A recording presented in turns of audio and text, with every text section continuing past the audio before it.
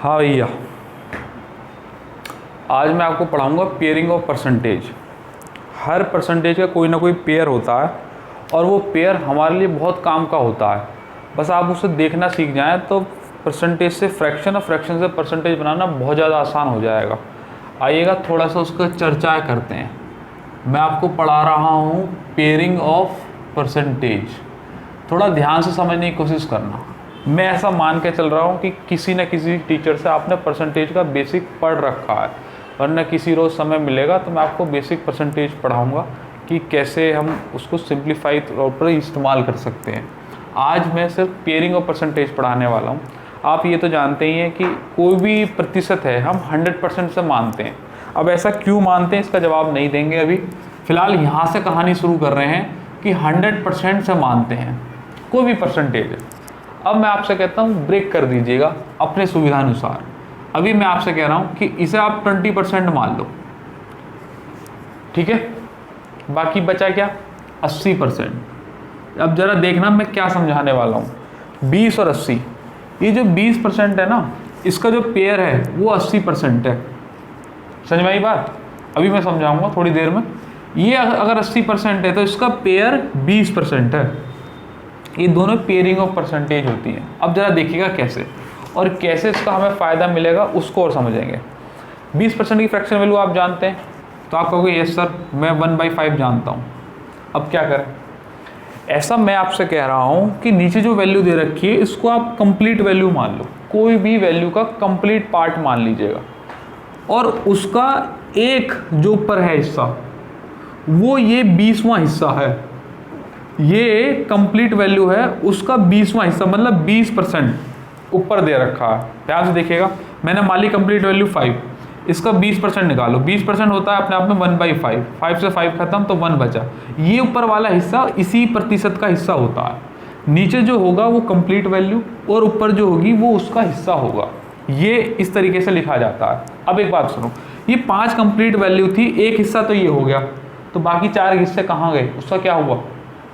तो क्या मैं इसको 4/5 नहीं लिख सकता?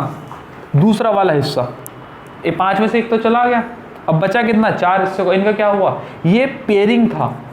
ये 20% का जो पेयरिंग था उसकी फ्रैक्शन वैल्यू ये। बात समझ में आई कि नहीं?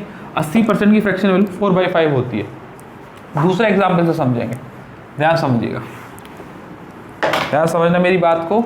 मैंने मान लिया 25%, ठीक है, और ये इसका पेयरिंग परसेंटेज कितना हो जाएगा, 75%, क्योंकि दोनों पेयरिंग को मिलाकर 100% बनना चाहिए। अब मैं आपसे कह रहा हूँ 25% की फ्रैक्शन वैल्यू तो आप जानते ही होंगे, है कि नहीं? ये कितनी होती है, 1/4। ये जो 4 है ये कंप्लीट वैल्यू है, और 4 का 25वां हिस्सा ऊपर रखा हुआ है। ये ऊपर वाला जो हिस्सा होता है इसका प्रतिशतवां हिस्सा है। अच्छा, 4 में से एक हिस्सा तो यहाँ रखा हुआ, बाकी हिस्से का क्या हुआ? तो बाकी हिस्सा बचा 3, टोटल हिस्सा 4। ये 3/4 क्या है, इसका पेयरिंग मतलब 75% की फ्रैक्शन वैल्यू आ गई। अगर आप किसी बड़ी फ्रैक्शन वैल्यू को नहीं जानते तो 100 में से उसे घटा दीजिएगा। छोटी की तो आप जानते ही होंगे क्योंकि बेसिक पढ़ा हुआ है, ऐसा मैं मान के चल रहा हूँ। अगर बेसिक पढ़ा हुआ है तो उसका पेयरिंग निकाल दीजिएगा, बड़ी ही आ जाएगी। बहुत बड़े लेवल पे इसे इस्तेमाल कर सकते हैं। आइएगा एक और एग्जाम्पल देखते हैं, ध्यान समझिएगा मेरी बात को। ये 10% है, तो 100% में 10% मैंने ले लिया, तो बचा क्या, 90%, है कि नहीं?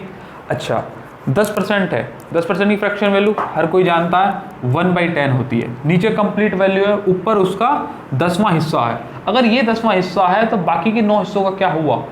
वो 9 हिस्से ये रहे और ये रहा 10। ये इसका पेयरिंग है, ये इसका पेयरिंग है।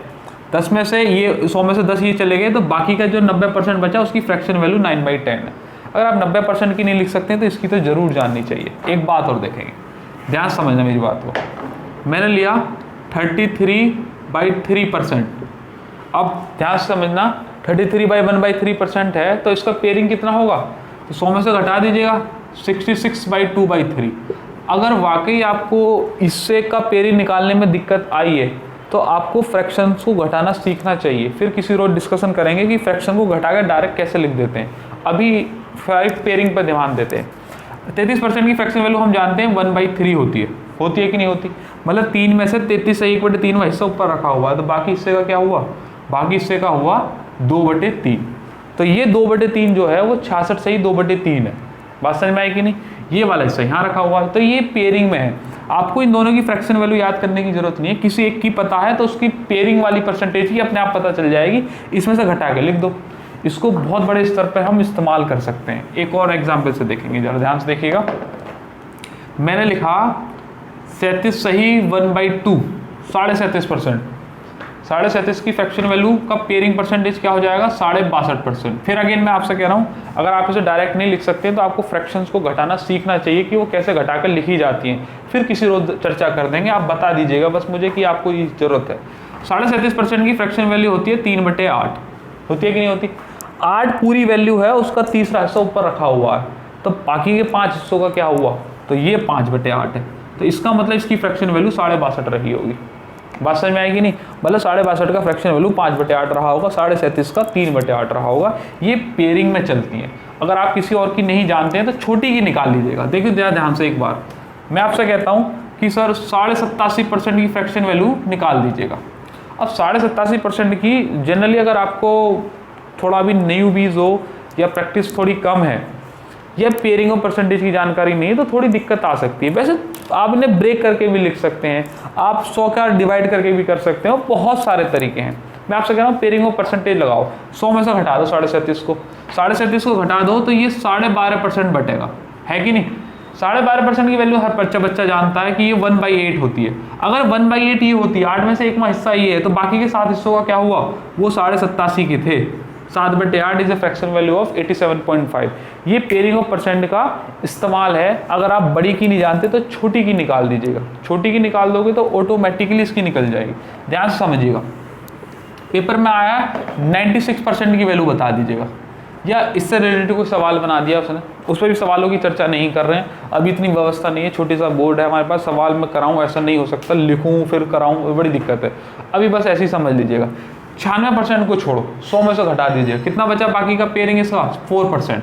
4% की हर कोई जानता है बच्चा कि ये 1/25% होती है। अगर 25 में से 1वां हिस्सा ये है तो बाकी 24 हिस्से का क्या हुआ, वो पेयरिंग में चले गए होंगे। कहने का मतलब ये है कि 96% का 24/5 is a fraction value of 96%। बात समझ में आई कि नहीं, अरे बोलते नहीं हो।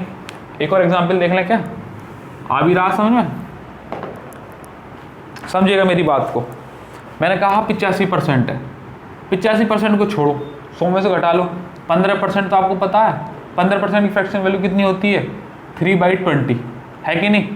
अगर 20 में से 3वां हिस्सा ये है तो बाकी का बचा कुछ हिस्सा कितना होगा, 17/20। तो ये फ्रैक्शन वैल्यू है 85% की। तो आप पेयरिंग ऑफ परसेंटेज को बड़े आसानी से इस्तेमाल कर सकते हो। जो भी कोई फ्रैक्शन वैल्यू दे रखी है आप 100 में से घटा के देख लो, क्या पता वो कंफर्ट में हो। ऐसा नहीं है कि 85% की और कोई निकालने की तरीके नहीं, बहुत तरीके हैं। परसेंटेज इतनी तरीके से चल सकती है जिसकी कोई हद नहीं है। इसके मल्टीपल से किया जा सकता है, इसके फ्रैक्शन वैल्यू से किया जा सकता है, पेयरिंग ऑफ परसेंटेज से किया जा सकता है, 100 से किया जा सकता है, बहुत सारे तरीके हैं। बट ये एक तरीका भी उनमें से एक तरीका है। जनरल तरीके जो आपने पढ़ रखे हैं, अगर आपको ये नया लगता है तो इसको ऑक्यूपाई करने की कोशिश कीजिएगा, एग्जाम में बहुत ज़्यादा मदद करेगा। अगर आप पेयरिंग ऑफ परसेंटेज यूज़ करना सीख गए तो जो भी कोई फ्रैक्शन वैल्यू दे रखी है तो उसका बचा कुचा हिस्सा देख लो कि कौन सा होगा, वो दूसरे की फ्रैक्शन वैल्यू होगी। फिर किसी रोज इन पर और बड़े स्तर पर चर्चा करेंगे। आप अपनी तरफ से ऑब्जर्वेशन कीजिएगा और इसे अपनी तरफ से एक्सप्लोर करने की कोशिश कीजिएगा, कैसे सवालों में इसका इस्तेमाल कर सकते हैं। ठीक है, आज के लिए इतना ही, फिर किसी रोज मुलाकात होगी, कुछ और चर्चा लेंगे। चलिएगा।